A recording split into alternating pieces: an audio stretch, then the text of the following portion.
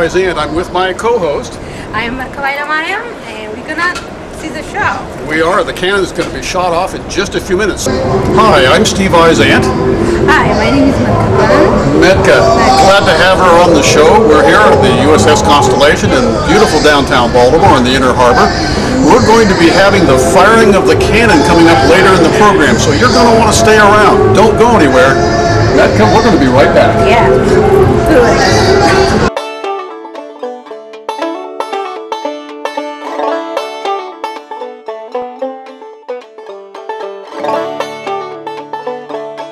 USS Constellation.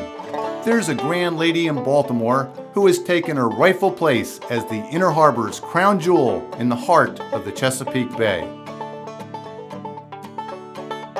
Launched in 1854 as the last all-sail ship designed and built for the United States Navy, Constellation's century of service embraced the ages of sail, steam, gas, diesel, and nuclear power.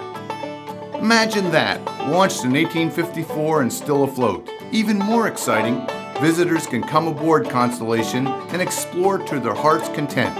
On board Constellation, history comes alive as visitors touch, feel, and experience what life was like for sailors during the Civil War. Just bring your imagination. Constellation is the second of 3 U.S. Navy vessels to carry the same venerable name. The first, the frigate Constellation, was built right here in Baltimore at Harris Creek and launched in 1797. Known as the Yankee Racehorse, the frigate Constellation was one of the first 6 ships built by the United States Navy. The ship you see here, the sloop of war Constellation, was built at the Gosport Navy Yard in Portsmouth, Virginia, and launched in 1854. A newspaper account from the day of her launch reported that there were 8 pieces of the original frigate Constellation contained within her timbers.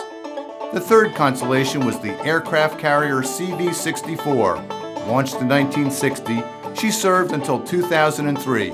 President Ronald Reagan called her America's flagship. But it's the sloop of war Constellation that's here in Baltimore today, and the Chesapeake Bay has always been central to her story.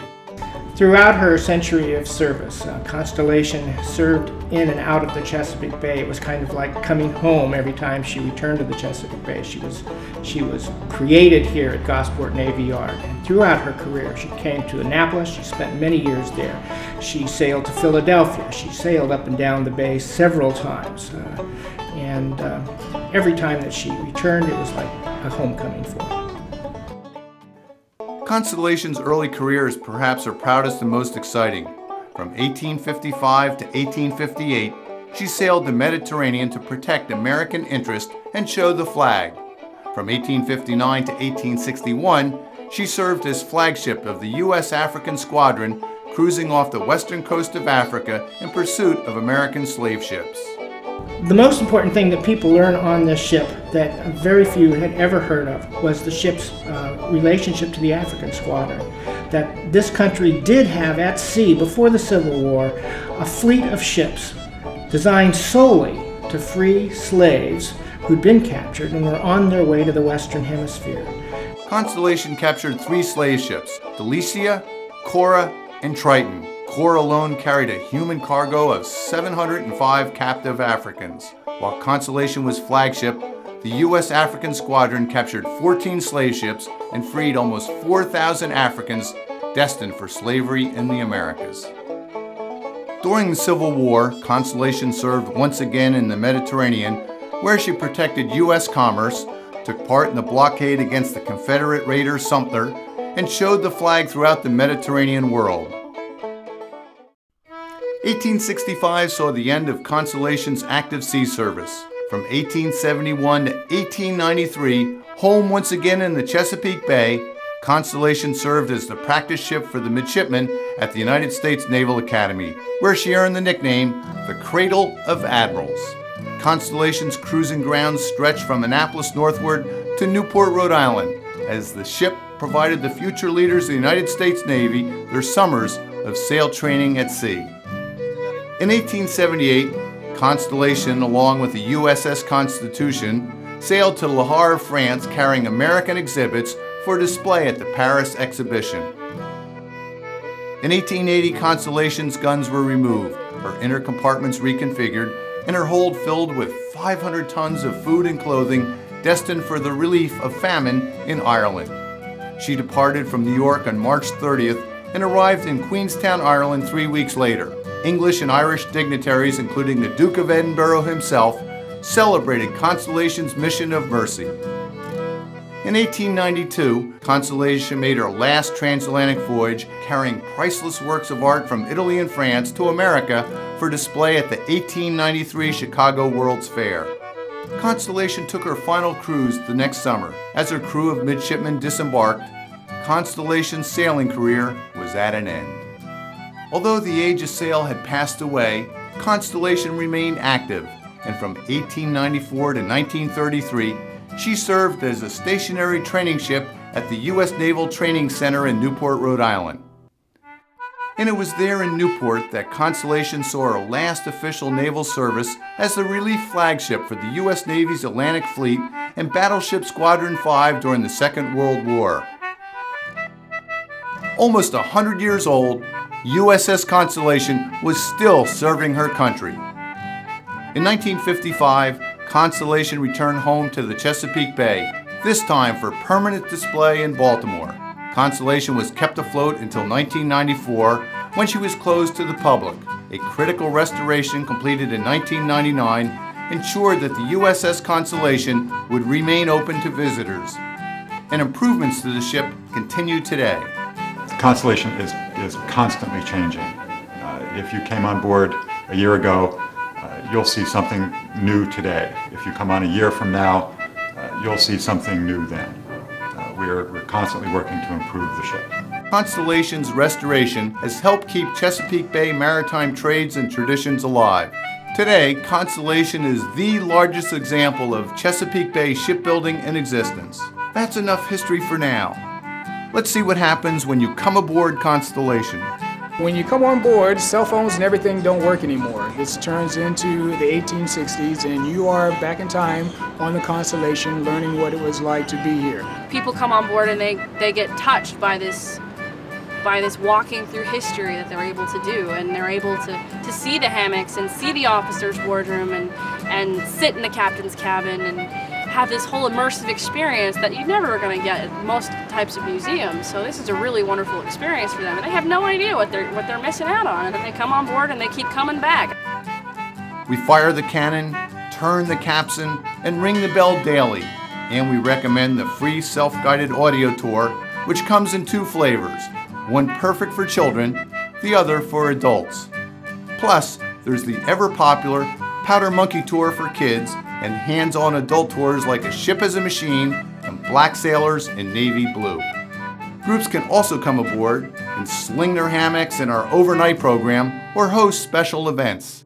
Our crew knows the USS Constellation is an amazing experience, but don't just take our word for it. Here's what recent visitors had to say. It's very kid-friendly, very family-oriented, and the kids will love it, and they'll come out asking questions, which I love.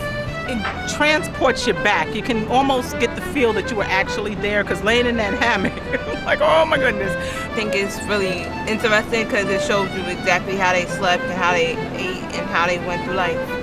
But it was an excellent tour, and I think it's something they need to maintain for generations to come. Should be kind of a must for people who are in the area and have an hour or 2 to spend. It's just amazing to see what people lived in, how hard they worked in order to accomplish what they did. It brings your learning alive, and that it helps you to understand. Like, rather than looking at pictures, you can actually see what they were in, and you can actually understand it. I think it makes me appreciate being an American, knowing these people went through these things to put me where I am now. I'd say come see it. Yeah, we were a little bit leery because of the age of our children, 4 and 7, but they enjoyed it so much. It really kind of surprised us. We thought it'd be more for us, the parents, but no, they loved it. They had a good time. Yeah, they had a great time. So come aboard USS Constellation, and while you're here in Baltimore, be sure to visit these other attractions of the Chesapeake Bay Gateways Network. The Baltimore Visitor Center, a good place to start your tour of this historic city and region. The National Aquarium on Pier 3 near the USS Constellation Museum. The Lightship Chesapeake, and 7-foot Knoll Lighthouse, both part of the Baltimore Maritime Museum. The Frederick Douglass Isaac Myers Maritime Park and Museum, headquarters of the Living Classrooms Foundation. Fells Point, an early American shipbuilding center, and the Fells Point Maritime Museum. And of course, Fort McHenry National Monument, where the people of Baltimore valiantly defended the city from the British during the War of 1812, and Baltimore's own Francis Scott Key wrote our national anthem, the Star-Spangled Banner. So welcome aboard USS Constellation and enjoy your visit to the historic sites of the Chesapeake Bay Gateways Network.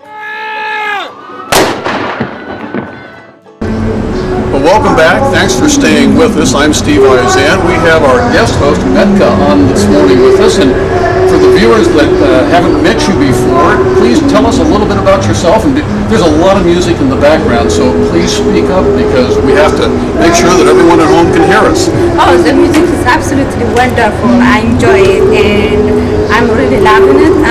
I came in driving long way, but because I want that, I want to do this, and the weather is... Metka, where do you live? You said you drove a long way. Where did you come from? I'm come from Pennsylvania, Harrisburg. Pennsylvania, okay. Yes, yeah. Well, this is a dedicated co-host to come all the way from Pennsylvania, and of course it's a little bit on the warm side. So, now, when you're not co-hosting shows like Top in the Morning, what do you do up in Pennsylvania? I'm doing actually caring people, doing nursing stuff, and I usually making my own design thing. Your own design things? Yeah. Like what kind of design? What are you designing? Jewelry. And the dressing. Dressing, okay. And I write poem and really short story.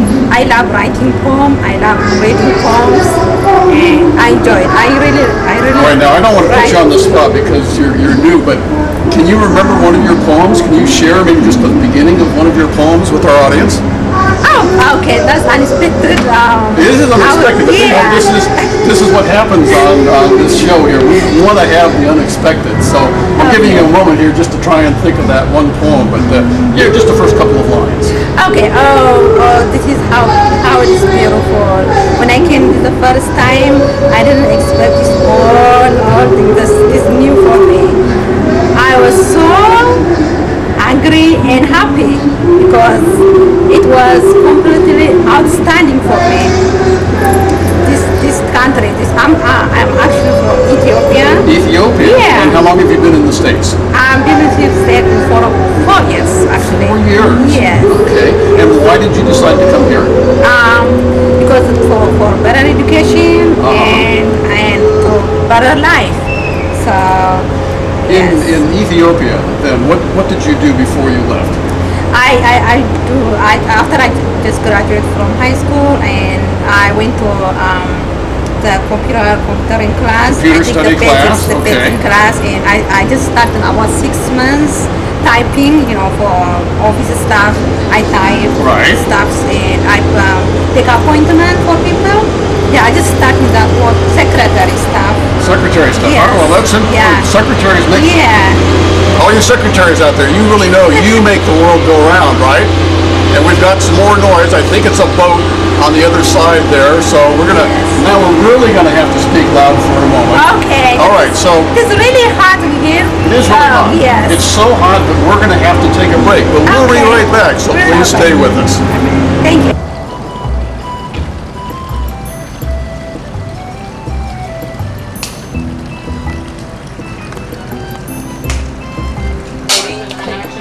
Alright, so this boat has been around for 20 years, right? And every year it goes through the same kind of maintenance thing, where you go through and you check all the masts, you check all the rigging, and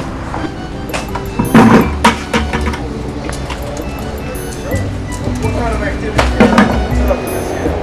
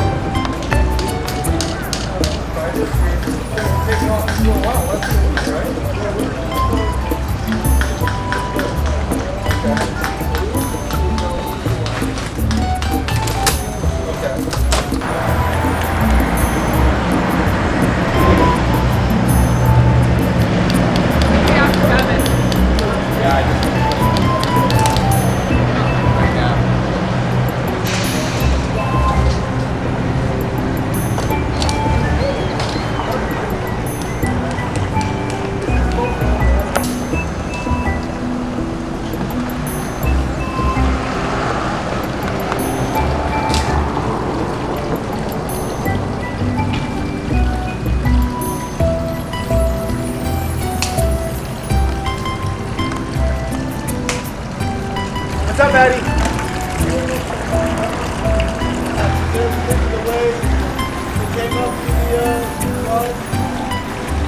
Kinda aft-ish. Aft-ish. Yeah, don't think about it too hard. We're thinking about the flag, Hallier. Get seated up to that. It's high enough up, it's gonna be okay.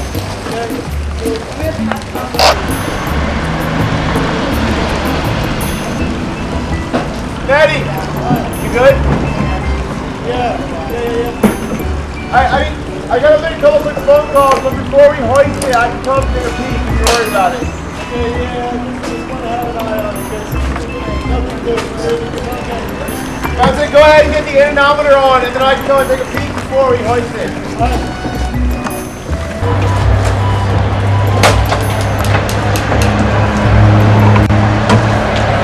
I'm here with my co-host, and we first saw her at the Barbizon event, and as I'm saying this, now we've got a plane flying over, so this is a live, exciting environment down here at the Inner Harbor, and as soon as that plane flies over, we're going to ask you to tell us, and again, in a very loud voice, just because there's so much going on, tell us a little bit about your Barbizon experience. Oh, the Barbizon experience that I have ever had, it's wonderful. I'm actually interested to modeling and action, acting stuff. And I start to taking class. I have wonderful, great time on there. I learn a lot more things that I never know before. How to walk, how to dress up, how to apply makeup, how to act a little bit. And I love that all, and I actually have fun and great time. I learn a lot. I am a lot.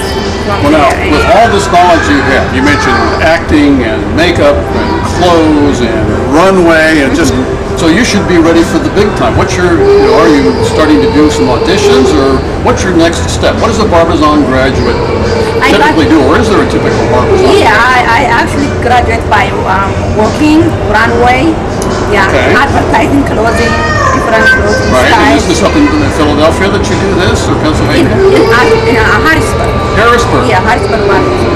Oh, Harrisburg Barbizon. Yes. All right. Yes. So is there a lot of work for a Barbizon girl in Harrisburg? Yes. There is? Yes, it is. All right, so you do some of that work in between when you make the jewelry and when you do your clothes. Now, when you say clothes, you design them, do you sew them as well? Is this one of your outfits? Yeah, but I usually buy for the clothes, but sometimes it doesn't fit. I love the clothes and design everything, but it doesn't fit, or it is missing something that I never want. So I have to take it off and make my own style on the top of, and that is actually fit on my body, and it is perfect for me. Now, I do that. Do you sew for other people, or is this just something? Just for me.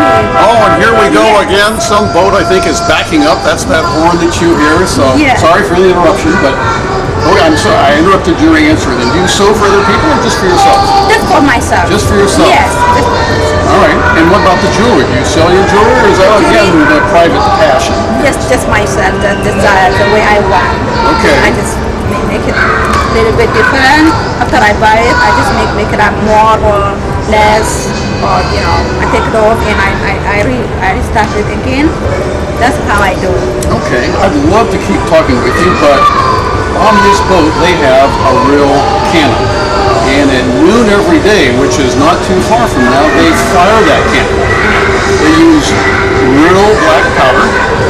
Now, the city of Baltimore, they don't allow them to put a cannonball in there, but it is because they might hit that boat over there. But it is really loud. And so that's going to be coming up on the program very soon.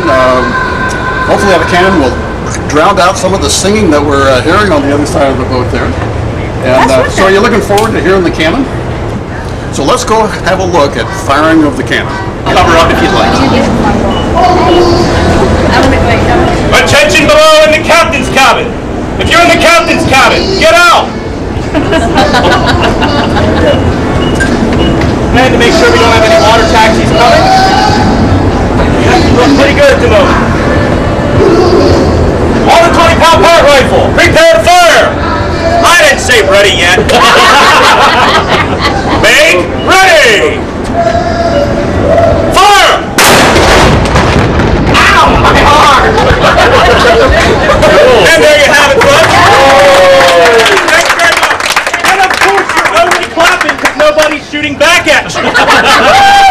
So if you folks have any questions or anything, I'd be happy to answer them.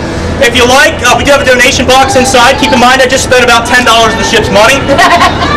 It doesn't go to paying my salary. It helps with upkeep, restoration, and doing presentations for the public.